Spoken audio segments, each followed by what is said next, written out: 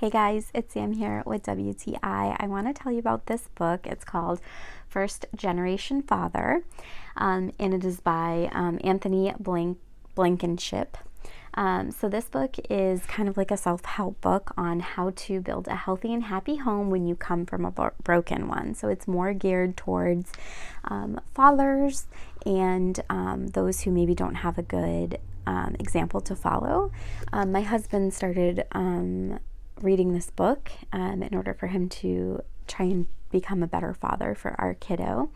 And he says that it's really, really been helpful for him. I'm obviously not a father, so I can't speak about it for myself, but he really has appreciated the tips in this book, and a lot of things are eye-opening to him and helpful for him to realize that he can be successful and can be a father, even though he doesn't have the best example. So it kind of talks about how it's for anyone who was raised in a challenging environment who wants to avoid passing down generational scars. So it has some really cool illustrations in it, not like that you can see, but like illustrations to think about, and just like charts in here to be able to help you get through it. So I definitely recommend this, and that is my point of view.